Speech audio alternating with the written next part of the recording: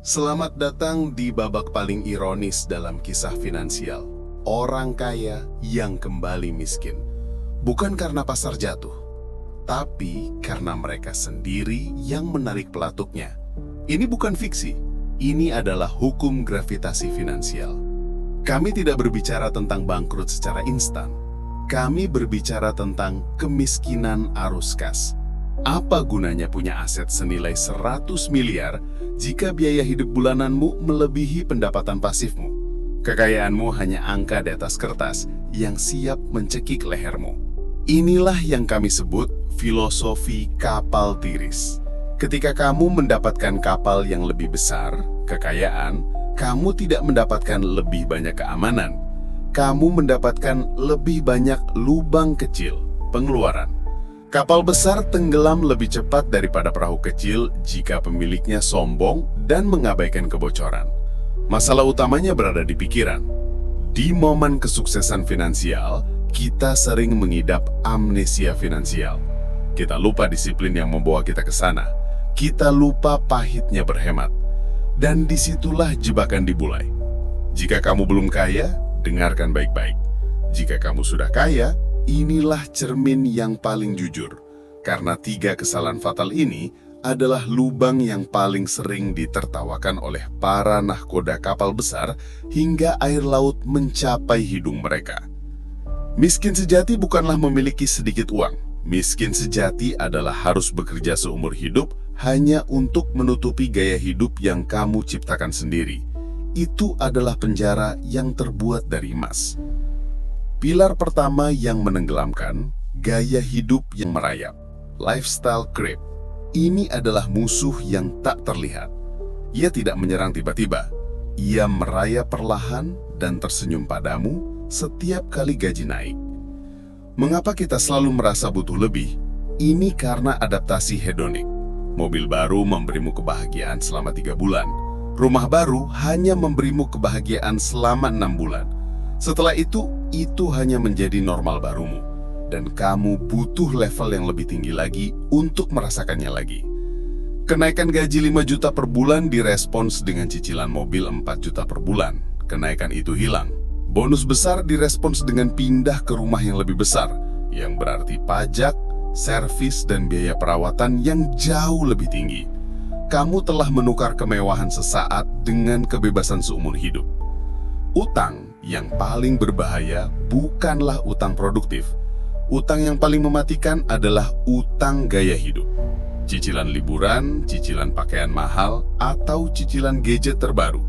Ini adalah rantai yang kamu pasang sendiri di lehermu, yang memaksa kamu terus bekerja. Selain adaptasi hedonik internal, ada tekanan sosial. Lingkungan pertemanan barumu menuntut standar baru. Kamu harus berlibur ke tempat yang sama, makan di restoran yang sama, dan mengendarai mobil yang sama. Inilah harga keanggotaan klub orang kaya yang ironisnya membuatmu miskin. Antidotnya sederhana namun sulit. Biarkan standar hidupmu tertinggal. Rayakan kenaikan gaji dengan meningkatkan investasi, bukan pengeluaran. Biarkan kekayaanmu tumbuh diam-diam di balik layar, sementara kamu menikmati kehidupan yang sederhana dan bebas dari tuntutan lifestyle creep. Pilar kedua, kepercayaan diri berlebihan, overconfidence. Setelah kamu menang besar di pasar atau sukses di bisnis, ego masuk. Disiplin yang membawamu ke puncak kini digantikan dengan rasa bahwa kamu tidak mungkin salah. Kamu mencari jackpot berikutnya. Kamu keluar dari investasi jangka panjang yang membosankan dan masuk ke investasi spekulatif yang menjanjikan keuntungan 1000% dalam semalam. Kamu menganggap dirimu ahli di semua bidang. Orang kaya suka membuat hal menjadi rumit. Mereka membeli aset yang tidak mereka pahami karena terdengar eksklusif. Misalnya private equity atau venture capital yang salah. Mereka beralih dari yang sederhana, indeks, ke yang kompleks. Hanya karena cuan sederhana dirasa tidak selevel lagi. Kebiasaan buruk ini diperburuk dengan lingkungan pergaulan baru. Kamu disekelilingi oleh para penjual yang meyakinkanmu bahwa next big thing hanya tersedia untuk orang sehebat kamu. Inilah lingkungan yang memuji rizki, bukan disiplin. Antidotnya adalah circle of competence. Berinvestasilah hanya pada hal yang kamu pahami. Kembali ke dasar, jika Warren Buffett saja tetap pada hal yang membosankan, mengapa kamu yang baru kaya sudah merasa lebih pintar daripadanya? Resiko bukanlah potensi kerugian. Resiko adalah tidak mengetahui apa yang kamu lakukan. Kepercayaan diri berlebihan adalah buta terhadap resiko. Kerugian 90% pada aset spekulatifmu bisa menghapus 5 tahun pertumbuhan portofolio utamamu. Pilar ketiga, jebakan lari di tempat. Kebahagiaan yang berasal dari materi selalu bersifat sementara. Otakmu dengan cepat beradaptasi. Itulah kenapa liburan ke Bali setiap tahun akhirnya menjadi rutinitas yang membosankan. Kamu terus berlari, tapi titik finish kebahagiaanmu terus menjauh. Kekayaan sejati bukan diukur dari brand yang kamu pakai, tapi dari jam hidup yang bisa kamu klaim kembali. Kekayaan adalah memiliki waktu, fleksibilitas, dan ketenangan pikiran. Kekayaan adalah opsi untuk mengatakan tidak tanpa konsekuensi finansial.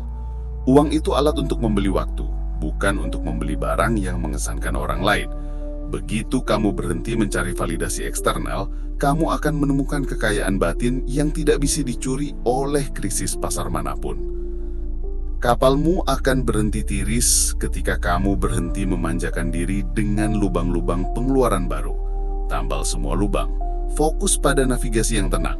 Biarkan kapalmu berlayar bukan karena ukurannya, tapi karena ketahanannya.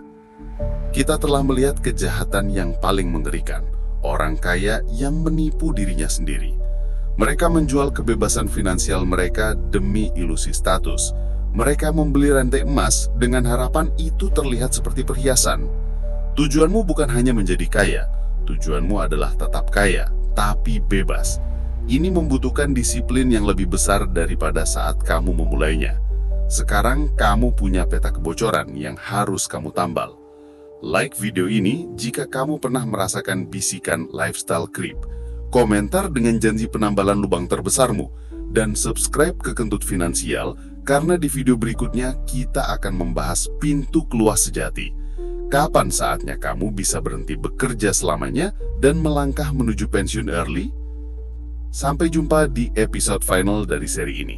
Waktunya menemukan garis finish yang sebenarnya.